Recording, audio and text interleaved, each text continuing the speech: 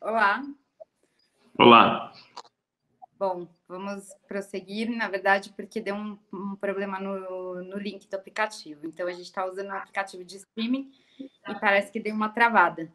Então, continuando de onde paramos, a gente estava se apresentando, né, justamente para poder A minha contextualizar. dúvida, será que está chegando no YouTube, que eu estou com ele aberto, eu não estou vendo chegar lá. Você está com essa confirmação? Desde o início? Desde o início. Então, vamos começar. Eu estou com uma página aberta lá e não estou vendo a transmissão chegar, não. Tá. Também estou com a página aberta, não estou vendo. A gente vai começar do zero, tá? Tá. Bom, boa noite a todos. Estamos aqui no IBN Talks com um convidado especial de hoje, o Eduardo Torres, que é presidente da Sociedade Brasileira de Varejo de Consumo, uma pessoa bem reconhecida no mercado, né, nacional de varejo e com bastante experiência internacional também. Então, gostaria até que você se apresentasse, Eduardo, rapidamente, para a gente poder iniciar o nosso bate-papo de hoje. Bom, boa noite a todos, boa noite, Pela. Prazer estar com vocês aqui hoje. Eu sou Eduardo Terra, sou presidente da Sociedade Brasileira de Varejo de Consumo, que é uma associação que produz estudos, estatísticas, pesquisas sobre varejo e mercado de consumo. Para quem quiser conhecer, a gente tem no nosso site todos os estudos e as pesquisas hoje gratuitas. Somos 150 associados e aí no nosso conselho a gente tem as principais empresas de varejo do Brasil. Eu sou sócio da BTR Varese, que é uma empresa que organiza missões técnicas para destinos onde o varejo está passando por grandes transformações. Então, nos últimos anos, eu estive algumas vezes na China, em Israel, no Vale do Silício, para Nova York, na NRF, onde acontece o principal evento de varejo do mundo, e sou membro do conselho de algumas empresas de diferentes segmentos de varejo, como o Grupo Boticário, a Pets, empresas no setor de supermercado, farmácias, shopping center, que é uma maneira com que eu divido o meu tempo, o meu foco, sempre falando de consumidor, canais, transformação digital e um pouco da transformação que esse mercado de varejo está passando. Maravilha, muito bem-vindo, Eduardo. É muito bom conversar com quem realmente está vivendo, né, o mercado latente. Né, praticamente você está em várias empresas que são muito grandes e muito importantes hoje no cenário brasileiro. E hoje a gente está vivendo um momento de crise muito importante. Eu acredito que grande parte do varejo esteja sofrendo esse momento de crise de uma forma, né, negativa, enquanto outros estão surfando na onda da oportunidade. E eu gostaria que você falasse um pouquinho sobre isso. Quais são os mercados, né, dentro do setor varejista que estão sofrendo mais negativamente e os que estão sofrendo mais positivamente, na sua opinião, pelo que você tem vivenciado de perto? Bom, seu comentário tem razão, porque a gente não pode falar de varejo nesse momento do Covid-19 de uma forma homogênea, né? Eu tenho separado aí o varejo em 3 grupos, e esses grupos têm realidades bastante diferentes. Tem o primeiro grupo, que a gente tem chamado do varejo essencial, que foi uma classificação que surgiu aí nesse momento, que é um varejo que nunca fechou, continuou aberto desde o início da quarentena, que é onde se encontram os supermercados, as farmácias, os pet shops, o varejo de material de construção, que demorou um pouquinho, mas depois entrou. Para dar um pouquinho de número para vocês, o varejo brasileiro é 1,4 trilhão de reais, né? 37% desse bolo é esse varejo essencial. Esse varejo, a maior parte dele cresceu durante a pandemia, supermercados, por exemplo, então foram muito pouco afetados por enquanto. O que a gente imagina é que para os próximos meses, com eventual piora do emprego e da renda, algo deve afetar esse segmento. O segundo grupo, bem pequeno, é o e-commerce, né? São mais 6% do total do varejo brasileiro. O e-commerce no Brasil ainda representa uma parcela pequena, se a gente comparar países como a China, como a Inglaterra, como os Estados Unidos. Então, 6% do varejo brasileiro é pela internet, que também, durante a pandemia, cresceu. A gente tem visto números aí de crescimento de e-commerce, e aí a gente tem no e-commerce diversos segmentos, inclusive os próprios supermercados, mas aí você tem empresas como Magazine Luiza, Via Varejo, e inclusive empresas de moda.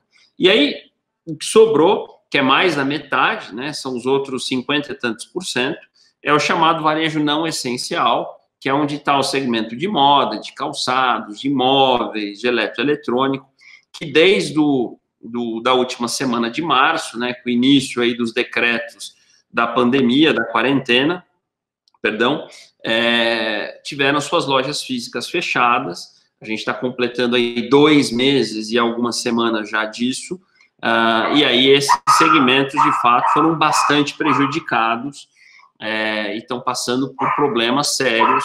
A gente tem, principalmente, segmento de moda e de calçados, para dar um exemplo, tiveram retração brutal dos seus negócios e das suas vendas. Então, acho que é uma boa perspectiva para a gente olhar o varejo nesses 3 blocos que têm realidades distintas e momentos distintos de números, de resultados e de faturamento. Perfeito. Até falando um pouquinho de e-commerce, a gente vê um cenário brasileiro em transformação, né? Então, muitas empresas não estavam preparadas para um consumo digital e tiveram que correr atrás disso nesse momento. Então, até montadoras de veículos se digitalizando a ponto, né, de criarem seus dealers digitais. E muitas empresas, pelo menos das que eu tenho contato, estão com dificuldade de fazer essa aceleração, justamente por um processo de cultura interno difícil, de evoluir com uma facilidade que a gente teria, por exemplo, com a tecnologia. A tecnologia é fácil de aplicar, o difícil, na verdade, é mudar um mindset cultural dentro de uma empresa para poder aplicar realmente um trabalho de inovação, porque isso tira da zona de conforto. E eu queria que você trouxesse talvez um pouquinho da sua experiência em algumas empresas que de alguma forma estão inovando nesse momento e aproveitando essa oportunidade para se digitalizarem, para irem para um modelo de negócio digital e que tem alguma boa prática que possa compartilhar para que outras empresas também aprendam com elas. Bom, primeiro, acho que o teu comentário está corretíssimo. Há uma confusão, ou havia, eu acho que isso está cada vez mais maduro e claro, de que transformação digital ou digitalização é uma agenda de tecnologia. Claro que tecnologia é um pilar importante, mas está longe de ser o único, né? Digitalização, transformação digital passa por um elemento de estrutura organizacional, de cultura, né, de competências, quer dizer, tem muito de pessoas além de tecnologia. E esse foi e continua sendo, muitas vezes, o grande gargalo das empresas, né, de varejo. Então, acho que esse é um primeiro ponto aí. Sim, a gente teve diversas empresas, desde as que estão indo muito bem, acho que eu posso começar como um primeiro exemplo do Magazine Luiza, né, que, através do seu CEO, o Frederico Trajano, falou, ó, fizemos 5 meses em 5 semanas, né, com projetos onde ele lançou aquele projeto que conectou pequenos empreendedores ao marketplace do Magazine. Era um projeto lá para frente, que eles conseguiram fazer isso em dias. Já estava, então, no pipeline deles? Exatamente, já estava no pipeline. Mais para frente, eles anteciparam. E por que eles anteciparam? Não foi a tecnologia que antecipou. Foi o modelo de gestão, foi o modelo de negócio que permite você, através de squads, né, através de um jeito muito rápido, muito ágil de trabalhar, que permitiu essa aceleração. Claro, eu preciso ter uma espinha de tecnologia, né, uma arquitetura de tecnologia, mas foi o modelo de gestão, o modelo de liderança que fez isso. Um segundo exemplo, que também acho que foi muito discutido, eu não sei se todos que estão nos ouvindo acompanharam, foi o da ReHap, que teve todas as suas lojas fechadas, por ser um varejista não essencial, que conseguiu, primeiro, transformar suas lojas em mini hubs de distribuição. Segundo, todo o seu time em vendedores diretos, né, ou em venda direta, usando rede social. Então, o que a gente imaginava, que todo mundo ia ficar em casa esperando a quarentena acabar, né, todo mundo passou usando ferramentas digitais, WhatsApp, rede social, ativando clientes, vendendo portfólio e as lojas servindo de base para entrega perto das pessoas. Então, acho que são 2 exemplos de empresas que tiveram o seu processo de transformação acelerado, mas que teve muito do elemento da cultura, da liderança, associado, sim, à tecnologia, para que esses canais chegassem nas pessoas que queriam comprar.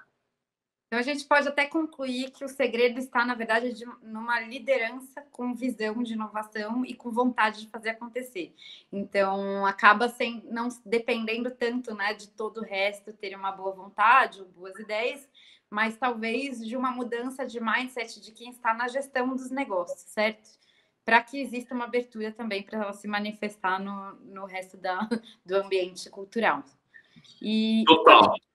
quando a gente fala, né, de cases como esse que você citou, da ReHap, como cases Magazine Luiza, até cito Reserva, que para mim foi um case bem interessante do modelo de negócio que eles criaram nesse momento, que também não sei se já estava no pipeline ou não, mas que realmente foi ágil, foi rápido e super criativo. Eu vejo que o que está por trás dos negócios que estão inovando agora é o modelo ganha-ganha, que é criar um ecossistema de prosperidade, né, onde cada player, né, consegue agregar para o outro de alguma forma e ganhar de volta algum valor. Então, eu vejo no modelo da ReHap, por exemplo, o compartilhamento do ganha-ganha com o próprio funcionário. Então, ele se torna um replicador da marca, ao mesmo tempo que também quase uma participação de negócio. E no modelo como a da Reserva e da Magazine Luiza, existe também uma abertura quase no estilo pirâmide, onde se atrai novas pessoas para replicar a marca, para revender e também ganhar com isso, uma vez que a gente não tem empregos suficientes no momento, né? Então, dentro dessa política do ganha-ganha, tem surgido vários modelos de negócio e inovação. O que você entende esse modelo ganha-ganha como uma saída para o momento atual, para a prosperidade de negócio? Sem dúvida. A gente já falava, né, em economia colaborativa, em ecossistemas, plataformas, como caminho para que as empresas, não só de varejo é um vertical, né, mas quando você fala em plataformas de transporte, a gente tem Uber, 99, você tem as plataformas de hospedagem como Airbnb, as plataformas de comida, né? Quer dizer, isso transcende a nossa discussão aqui de varejo. Então, os negócios que rodam em plataforma, baseado em colaboração, né, em economia colaborativa, já eram tendência e passaram a se acelerar muito com a pandemia. A gente sabe que a pandemia vai trazer um problema grande econômico, o problema de economia associado a emprego, né, vai fazer com que as pessoas busquem ainda mais soluções desse tipo. Então, para dar um exemplo em varejo, o varejo é feito de canais de distribuição. Então, a gente tem a loja física, como talvez o canal mais protagonista, mais conhecido de todos, mas você tem o e-commerce, que a gente já falou, e tem a venda direta, né? A venda direta, antigamente chamada de porta a porta, enfim. Esse é um canal que está em alta, está super relevante durante essa crise, porque, primeiro, ele não foi fechado, né? Então, ele continuou, ele teve um primeiro início, que as representantes que fazem isso é um canal muito forte em cosméticos, né? A gente está falando de Natura, Boticário é muito forte, Avon, Rinodê, as empresas de cosméticos operam muito forte nisso, mas a gente tem também outros segmentos. Logo que a pandemia teve uma primeira acomodação, esse canal se ativou, ele cresce durante a pandemia e ele tem muito pela frente, porque ele é um canal que gera emprego, gera renda, renda total ou renda complementar. Então, para quem teve perda de renda, ele funciona como renda complementar, né? Para quem perdeu o emprego, ele serve como uma alternativa de emprego. Ele é um canal de capilaridade, porque ele chega onde as pessoas estão, e ele tem tudo a ver com o momento de dúvidas e de restrições sanitárias, porque ele tem todos os cuidados, né? Uma representante chegando no consumidor, de máscara, né? 1 a 1, sem aglomeração. Então, é só para dar um exemplo de que dentro desse modelo de colaboração, de plataforma, a gente tem exemplos simples, como a venda direta, que voltam a crescer. Perfeito. Eu acho que daí entra também uma outra discussão, que não existem grandes mudanças, mas, na verdade, uma aceleração de mudanças que já estavam ativas em discussões que basicamente eram as últimas discussões do momento, né? Transformação digital, economia colaborativa e uma série de outras iniciativas de inovação que agora começam a se tornar emergenciais. E eu gostaria até que você trouxesse um pouquinho de exemplo de quais são as maiores dificuldades, além, né, da questão cultural, que as empresas, e principalmente os tradicionais, né, as tradicionais empresas que até hoje estavam no seu modelo de negócio seguro, estão sofrendo agora para mudar. Então, tem uma questão cultural, óbvio, né, de pessoas que acabam se acostumando com aquele hábito de sempre, se sentindo mais seguras naquele modelo de negócio antigo, e o medo do novo. Mas o que também tem impedido a transformação ágil nas empresas para lidar com esse momento? Bom, o medo, né? Porque a gente está falando de transformação digital, Perla, como um movimento, acho que vale aqui um conceito, né? De empresas tradicionais, analógicas, que vão para o mundo digital. Transformação digital não é um movimento de startups. As startups já nascem digitais, né? Não se transformam. Se transformam, exatamente. O desafio de uma startup é outro. Ela tem que amadurecer, gerar caixa, gerar resultado. Transformação digital é aquela jornada de uma empresa clássica, tradicional, que precisa ir, sim, para o seu mundo digital. Por isso que a gente cita sempre o Magazine Luiza como um bom exemplo, que era uma empresa absolutamente tradicional, baseada em lojas físicas e que já faz hoje mais da metade do seu faturamento pela internet, com tecnologia proprietária, com modelos ágeis, enfim. Esse é o primeiro ponto. Aí, a tua pergunta, né? Quais têm sido os obstáculos, quais têm sido os problemas para que essa jornada aconteça? Normalmente é cultura, né? Eu uso muito uma frase do Peter Drucker, que é o grande guru da gestão, do management, que ele dizia que a cultura numa empresa come a estratégia no café da manhã. Então, sem cultura, não existe estratégia. Se eu quero uma estratégia digital, uma estratégia de agilidade, e a minha cultura não diz isso, a minha transformação para na quarta página. Ela vira uma transformação tática, uma transformação com aplicações de tecnologia que, de fato, não acontecem, e isso a gente vê muito, né? Quando a gente fala de cultura, a gente está falando do acionista, do dono, do conselho, da direção, e que, na maior parte das empresas de varejo, que é o meu segmento, são pessoas que não são nativas digitais. São pessoas analógicas que olham tudo isso que está acontecendo, veem um movimento, mas tem muita dúvida, não tem essa consciência. Então, eu definiria como elemento central que bloqueia a transformação digital a cultura do fundador, a cultura dos acionistas, a cultura da gestão. Perfeito. Então, na verdade, a gente está falando muito de mudança até de mindset em vários sentidos, né? Não só em conhecimento tecnológico, mas em abertura para confiar num mundo novo, que é o grande problema, né? Então, falando um pouquinho de medo, que é um tema muito interessante quando a gente fala de comportamento, o medo, ele tem um papel, né, no ser humano, que é a proteção, mas a gente normalmente usa, né, o medo normalmente está ativo também, né, de uma forma perene, que é o que a gente conhece como ansiedade generalizada, que é aquilo que de alguma forma te gera uma angústia, uma ansiedade, e você não tem um tigre na sua frente que vai embora e passou, ele permanece.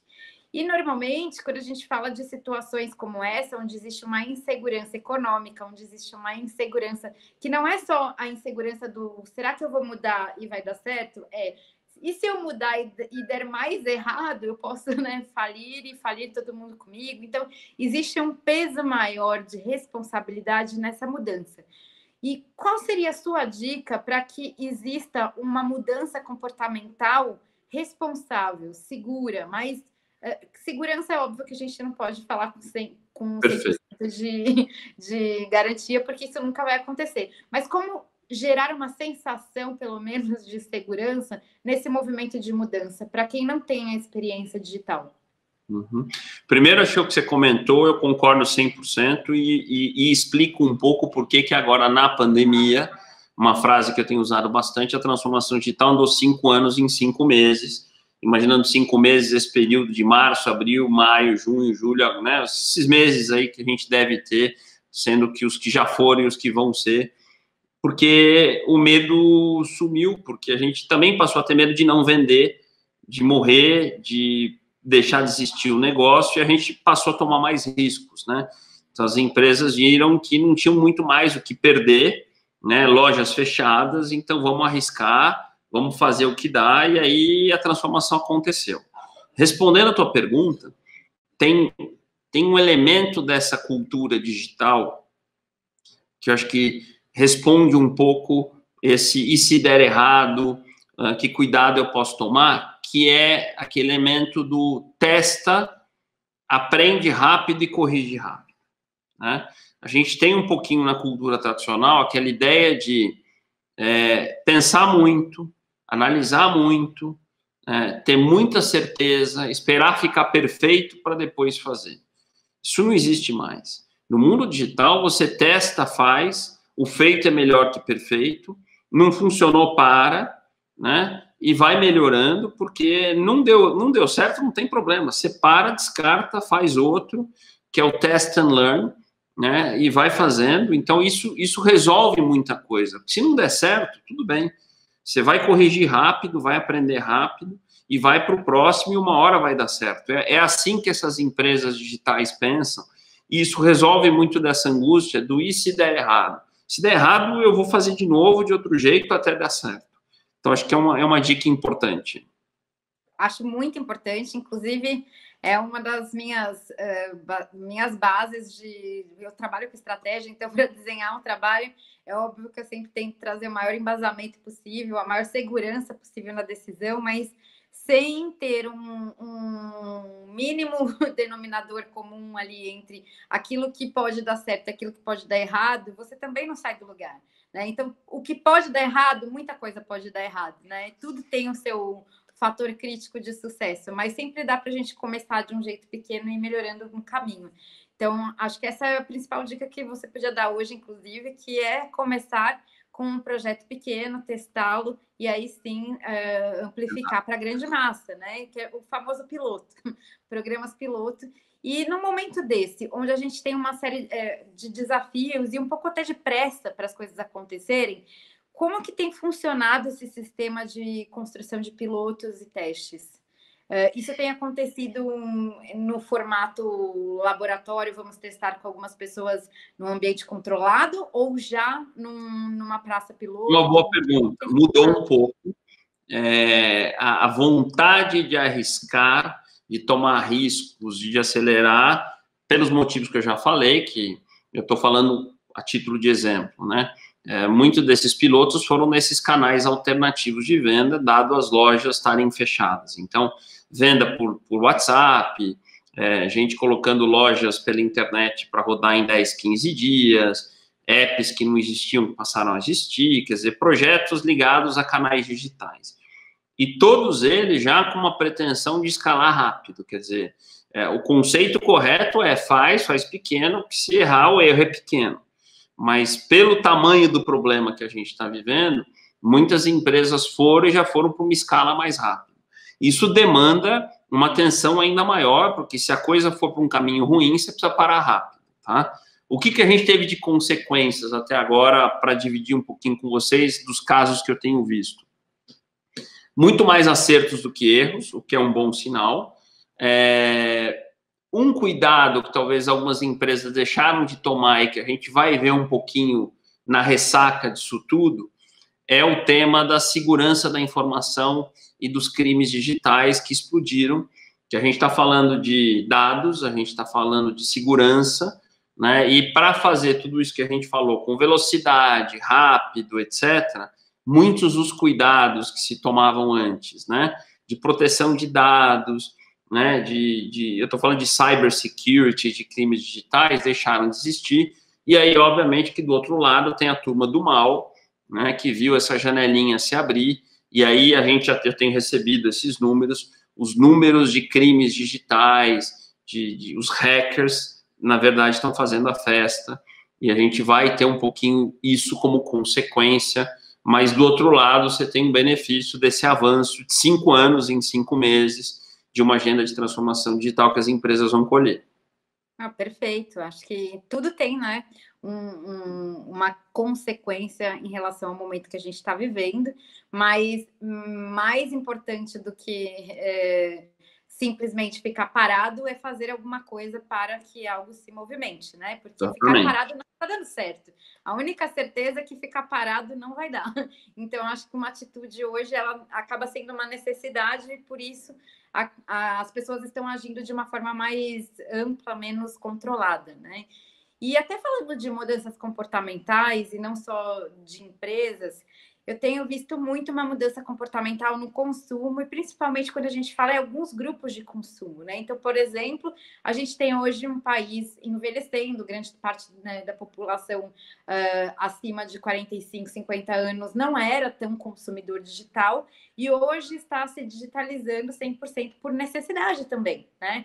Então, a aceleração de transformação, ela não tem sido só empresarial, ela tem sido também social, cultural, e acaba impactando em várias outras situações. Você tem visto algum movimento, aí eu falo muito de números, porque você tem mais acesso a isso, sobre alguns grupos, por exemplo, como terceira idade ou classes sociais que antes não estavam tão ativas digitalmente? Você viu alguma mudança significativa nesse sentido? Total, total. Os números ainda são frescos, são recentes, né? Mas a gente, bom, tem uma explosão de vendas online, e quando eu falo vendas online de todo tipo e forma, não só pelas plataformas tradicionais que a gente conhece, mas tem o que a gente chama de conversational commerce, que são as vendas pelo WhatsApp, social commerce, que são as vendas pelas redes sociais, né? E ela se dá por novos consumidores, gente que nunca tinha comprado pela internet, que passou a comprar, e muito desses novos consumidores vêm aí, sim, desse público acima dos 60 anos, né, que estava ainda um pouco fora dessa parcela de varejo digital.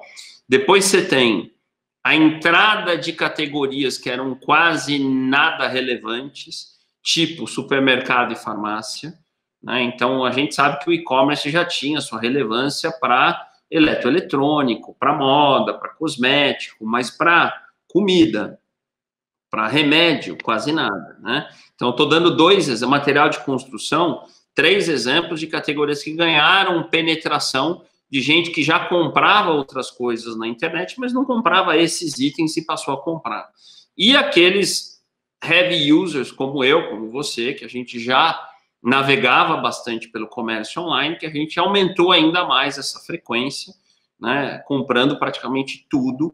Eu, há 2 meses e meio, 100% do meu consumo foi pela internet. Eu não estou indo em lojas físicas, pelos motivos óbvios que a gente sabe, né? Então, todo o meu consumo de alimentos, de medicamentos, de roupa, tudo, absolutamente tudo, foi via internet. Então, tem o caso do Eduardo, da Perla, que aumentou frequência, tem as categorias que chegaram e tem gente que nunca tinha comprado, que comprou pela primeira vez. Perfeito. E esses novos entrantes, né, que os entrantes hoje no universo digital, eles tendem a continuar consumindo fortemente no digital. Então, existe já uma previsão das mudanças comportamentais no setor de varejo em relação ao consumo digital, e grupos diferentes que antes não eram considerados, talvez hoje as empresas precisam considerar mais na construção de jornadas mais adequadas, por exemplo, terceira idade, né, que exige às vezes uma atenção diferenciada, uma orientação. Então, as jornadas acabam mudando um pouquinho. Você já tem visto alguma iniciativa de empresa pensando nos grupos que são entrantes?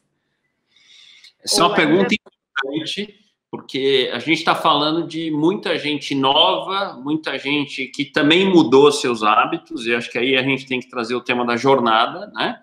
Sim. Que quando a gente fala de marca, a gente está falando de consumidor, mas quando você fala de varejo, a gente está falando de jornada de compra, como é que as pessoas compram produtos e serviços. Então, você tem uma jornada de um consumidor que não comprava, que é esse dos 60 ou mais, né? Você tem uma jornada de quem já comprava que mudou. Eu vou dar um dado só de jornada para explicar. Uma grande administradora de shopping revelou a semana passada de que Antes da pandemia, as pessoas ficavam, em média, 33 minutos dentro dos seus shoppings. Esse tempo, agora, com as primeiras aberturas, caiu para 15 minutos. Ou seja, a jornada está uma jornada mais objetiva. As pessoas não estão indo passear, elas estão indo buscar o que elas precisam, né? Na jornada do online, as taxas de conversão multiplicaram por 3, 4. O que quer dizer isso? Que as pessoas não estão indo para pesquisar um monte de coisa, para fuçar, elas estão indo, de fato, para resolver o que elas precisam. Então, há uma mudança de jornada, e aí, respondendo o que você colocou, acho que ainda há pouca preocupação e pouca customização da estratégia das empresas para jornadas que são diferentes, sim. Né? Então, como é que uma pessoa com mais de 60 anos compra online? O que eu deveria fazer em termos de experiência do usuário, né, o nosso UX, né, numa jornada para ela no celular? Então, para pegar alguns exemplos, se eu perceber que é o login, né, de uma pessoa com mais de 60 anos, os números deveriam ser maiores na hora do checkout, né? Tem que ser mais explícito em algumas informações. Esses são alguns exemplos de UX para uma jornada de pessoas diferentes, diferente de um jovem de 18 anos que talvez queira algumas coisas diferentes. Então, essa customização da jornada para públicos diferentes pode ser uma tendência que a gente vai assistir daqui para frente, sim. Perfeito. Aliás, até falando de todas as mudanças que de alguma forma a gente tem discutido aqui, a primeira grande mudança é da cultura das empresas, né? Onde a necessidade tornou o movimento de transformação mais acelerado. E a segunda, até arriscando mais, né? Tornou as pessoas mais ousadas no risco. E em termos de comportamento de consumo, a gente vê novos entrantes, e a gente vê aumento de frequência, e a gente vê consumo de categorias que antes não tinham tanta relevância no digital, mas que agora estão fervendo mais e que possivelmente continuem ativas como hábito depois da pandemia. E aí a gente também pode falar de uma terceira mudança, que é a mudança da forma que a gente trabalha, né, a jornada do consumidor, como a gente enxerga, né, as dores e necessidades para poder entregar valor em termos de construção de marca e construção de experiência. E aí eu entro até no conceito de jornada um pouquinho. Eu trabalho também bastante com jornada e eu vejo que o mercado entende cada um de um jeito, que ainda não tem uma unificação de conceito. Então, acho que talvez seja até importante a gente dar algumas dicas para as pessoas como pensar uma jornada. E eu vou falar um pouco como eu penso, eu gostaria que você trouxesse a sua visão. Então, quando eu vou desenhar uma jornada, eu costumo pensar baseado em contextos de necessidade, não necessariamente em segmentações demográficas, né? E aí, a partir disso, construo o processo de tomada de decisão e vou entendendo quais são os gaps, as barreiras que eu posso resolver com ações, com comunicação, com experiências, e até inovando em produtos. E dentro desse processo, a gente vai encontrando essas nuances. Então, por exemplo, imaginando, né, que num grupo de terceira idade está entrante num mercado de perfumaria, que seja, como que funciona, né, o processo e quais são os gaps? Talvez seja de leitura, talvez seja da confiança, enfim, e aí eu penso como resolver esses problemas com soluções. Quais são as suas dicas para quem está nos ouvindo poder repensar a forma que enxerga uma jornada? Porque a jornada não é simplesmente um funil de conversão padrão, né? De awareness, knowledge, enfim, que é o que a grande parte das pessoas do mercado entende. Então, me conta um pouquinho qual a sua visão sobre jornada e como que você olharia para ela a partir de hoje. Bom, o meu conceito de jornada é um conceito de micromomentos que acontecem entre um desejo ou uma necessidade até uma compra, tá? Então, vamos explicar melhor isso. Quer dizer, o início de uma jornada pode ser passivo ou ativo. Então, vamos primeiro para o ativo. Eu estou com fome, né? Então começa uma jornada do Eduardo por comida. Então, a minha jornada ativa pode ser uma busca, certo? Essa busca pode ser digital, então eu vou pela internet, comida italiana, né?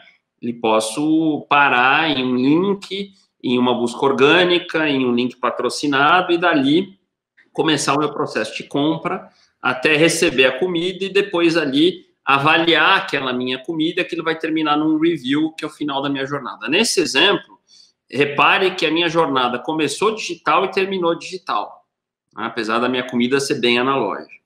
Agora, a jornada tem sido cada vez mais passiva, que é, eu posso estar em casa, no Instagram, ou eu posso estar no Facebook, e de repente aparece uma oferta de comida italiana, né? Eu ainda não estava pensando em jantar e muito menos em comida italiana, né? E essa oferta me despertou, né, na minha jornada a vontade de comer algo italiano à noite, dali eu clico e vou. Então, ele capturou o Eduardo Terra numa jornada antes dela ter iniciado. E aí, quando a gente fala em dados, em inteligência artificial, né, esse é um dos segredos, capturar o consumidor no início da sua jornada antes que ele comece uma busca, porque a hora que ele vai para a busca, ele está indo para o mar vermelho. Ganhar o consumidor numa jornada na busca é caro, é difícil, porque ali você tem que concorrer com todo mundo. Capturar ele, né, no momento que está só você e ele, você conseguiu influenciar o início dessa jornada, ele provavelmente não vai pesquisar, né, você tem uma assertividade maior. Isso não é coincidência, né? As pessoas que estão nos ouvindo e conhecem um pouquinho disso sabem que aquela propaganda do Instagram, do Facebook ou de qualquer outra mídia, né, ela não é coincidência, é muito dado, muita inteligência artificial, que na hora certa, no momento certo, no início preciso da minha jornada, soube colocar aquela oferta daquele produto, daquele serviço. Então, acho que isso coloca um pouquinho desse debate da jornada na nossa conversa. Perfeito. Até chega num ponto onde eu gostaria, você acabou entrando nele diretamente, que é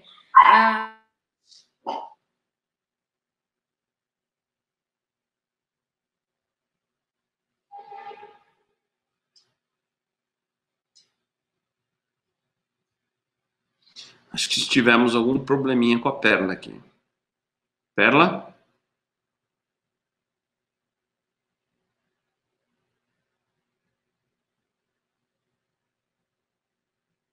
Perla? Vamos aguardá-la um pouquinho.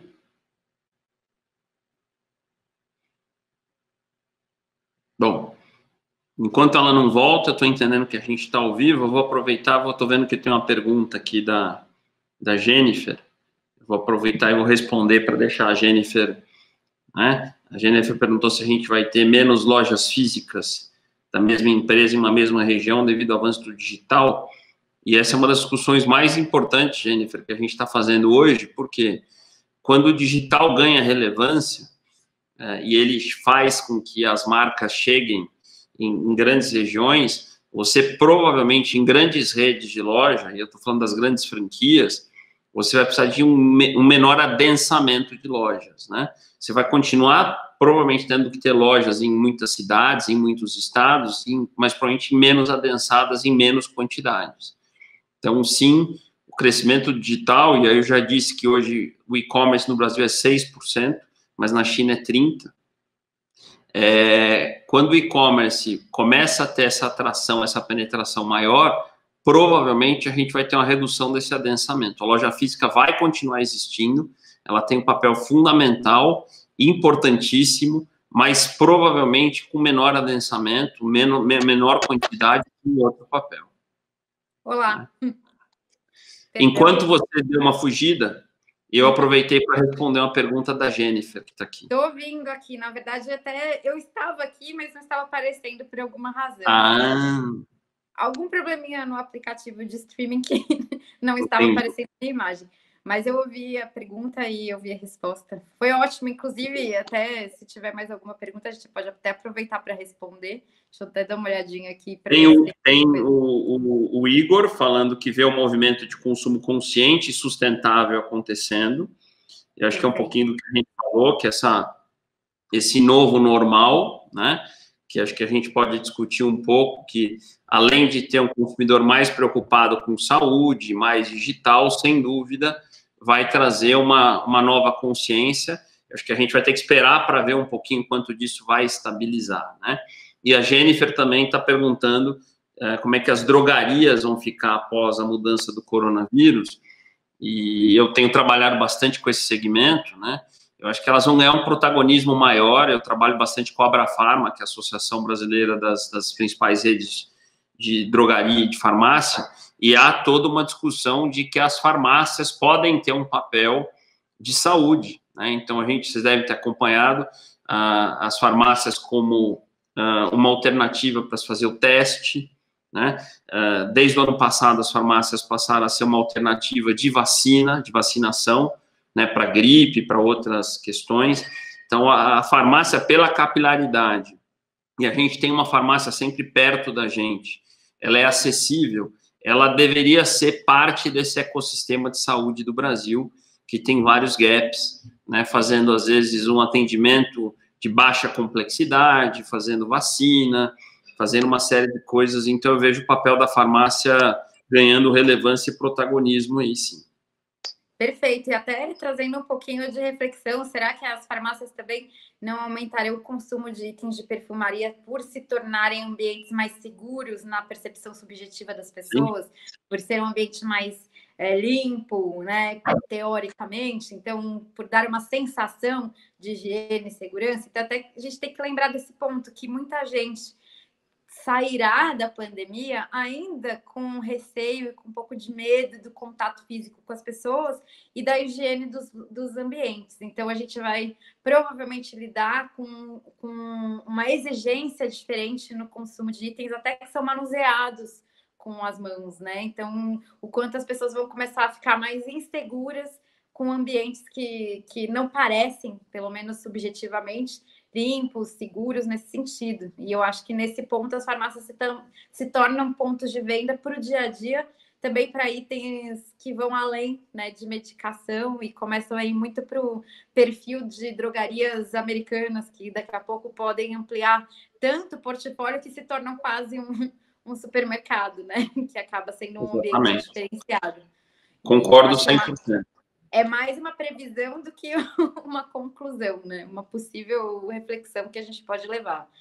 E pensando também que a gente está falando, né, de mudanças comportamentais, o que você tem visto de previsões, olhando também para números, porque você tem estudos recentes, quais são as previsões em termos de economia mesmo, para o mercado de varejo poder... quando que a gente vai conseguir se reativar e estar mais quente nesse sentido? Tá, isso é uma reflexão importante, né? A gente está vivendo uma crise que tem uma característica muito aguda, né? Então, o que quer dizer isso? A gente entrou de forma muito rápida e profunda nela. Então, para dar um dado para vocês, né? Hoje saiu o primeiro dado do CAGED. O CAGED é aquela pesquisa que mostra a realidade do emprego formal, carteira assinada, né? E ele acumulou 2 meses, porque ele normalmente sai todos os meses, né? Mas por conta da pandemia, eles acabaram pulando um mês. E aí, nos últimos 2 meses, a gente perdeu 1.100.000 empregos. Foi o pior abril de 24 anos de CAGED. O que quer dizer isso, né? Mas esse número é baixo, tá? Obviamente que é alto, porque ninguém quer ser dessas pessoas, mas só para eu dar o dado para vocês, nos Estados Unidos, e não se assustem, tá? Nos Estados Unidos, desde o início da pandemia, a gente já passou de 30 milhões de pedidos de seguro-desemprego. É uma realidade um pouco diferente da nossa. Lá não tem esse colchão que a gente criou, né, da MP 936, que blindou as pessoas por 90 dias, enfim. Mas lá, para mostrar um pouco quanto aguda é a crise, foram mais de 30 milhões. Lá vai voltar mais rápido também, tá? Então, aliás, lá já está voltando, né? Lá eles estão um mês um pouco na nossa frente, então lá já está a reabertura, então já estão voltando os restaurantes, as lojas, e aí já voltam aquelas contratações, e aí esses 30 milhões começam a diminuir. Como é que eu vejo a situação do Brasil?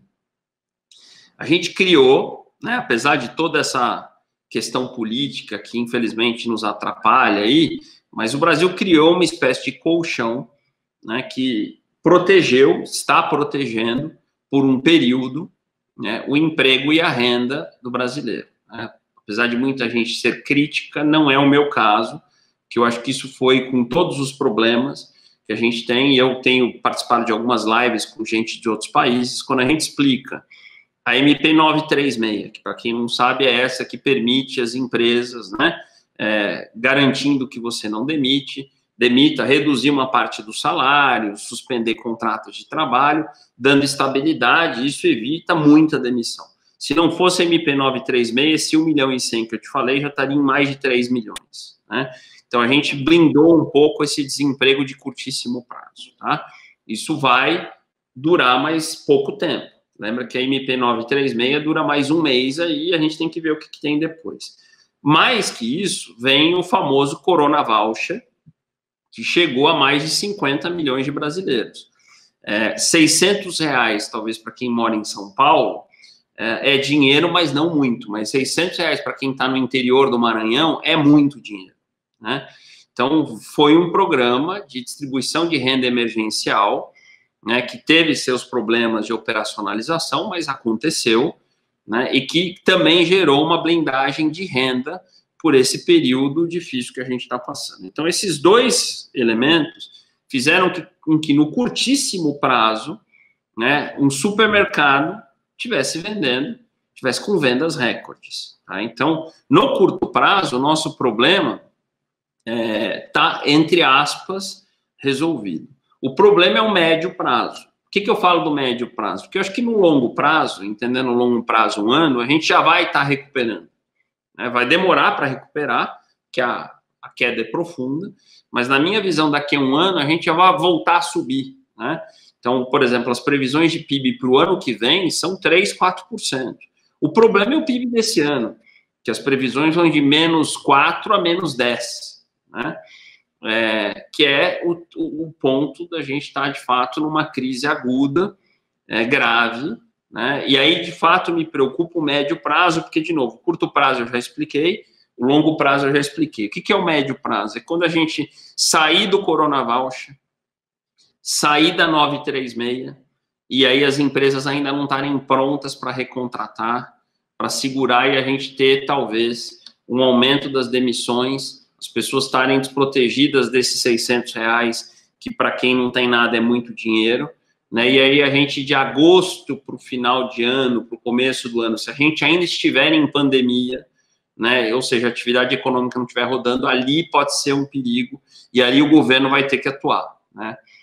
Vai ter que entrar com alguma outra medida de proteção para a gente fazer essa passagem, essa transição, diminuindo um pouquinho os efeitos dessa fase aguda de renda e de emprego.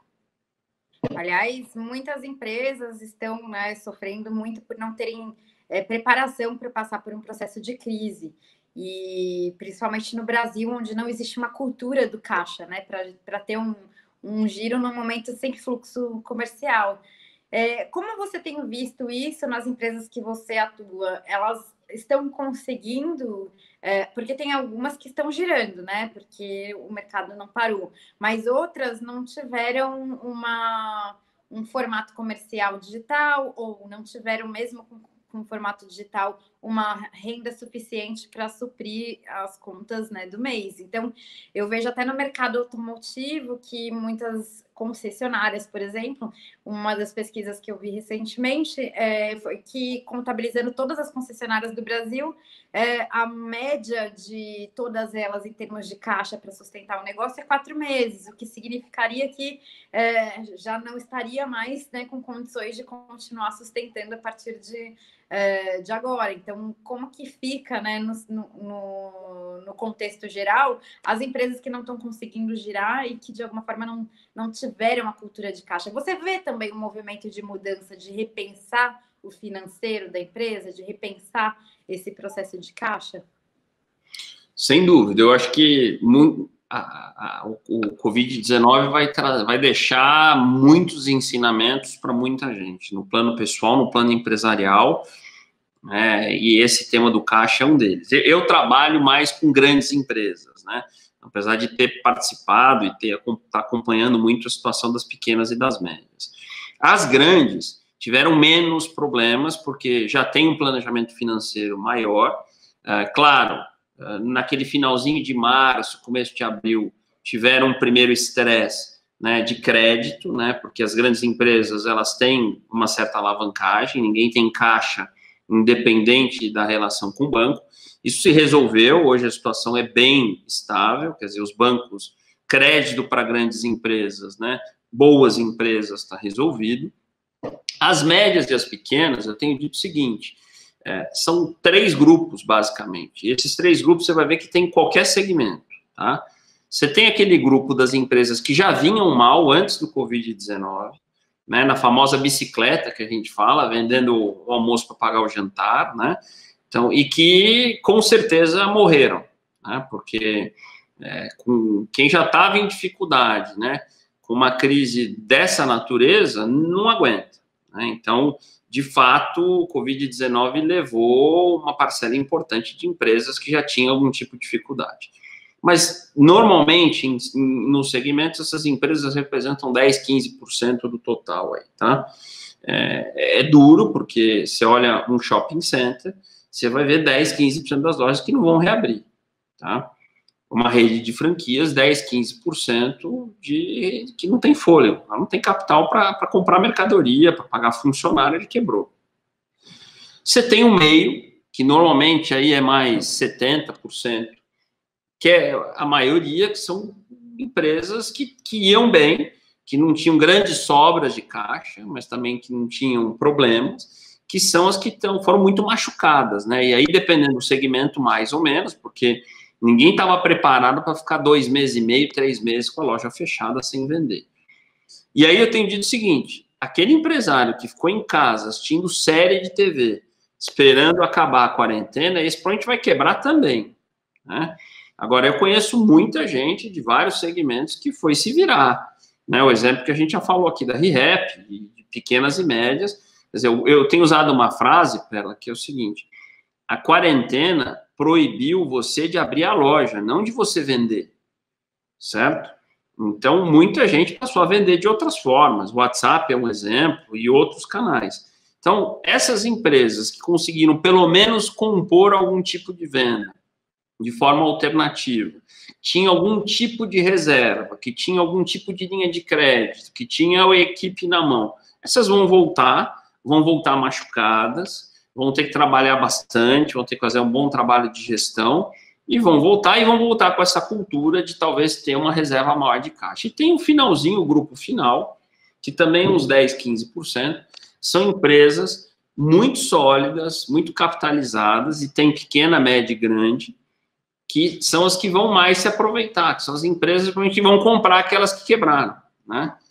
Que são as que vão sair fortes desse processo, que vem numa crise uma oportunidade de aquisição, de comprar mercadoria à vista, de antecipar pagamento com desconto, de comprar terreno, de comprar loja, de comprar concorrente. Então, você tem esses 3 grupos em quase todos os segmentos da economia, em quase toda a rede, em quase todo o shopping, e é um pouquinho a maneira com que eu vejo as empresas do ponto de vista de caixa e de crédito. Nossa, perfeito. Aliás, uma bela de uma reflexão sobre os clusters de mercado que a gente tem hoje, né? Então, acabam sendo grupos, e é importante que cada um entenda onde a sua empresa está para saber como agir, porque cada situação pede uma atitude diferente. Mas o que eu vejo em comum entre todas as situações é algo muito simples, que é a criatividade. E aí eu acredito que a criatividade é uma habilidade que hoje significa prosperidade para os negócios, porque problemas todo mundo tem, né? Mas sempre há uma solução para quem realmente quer encontrá-la, né?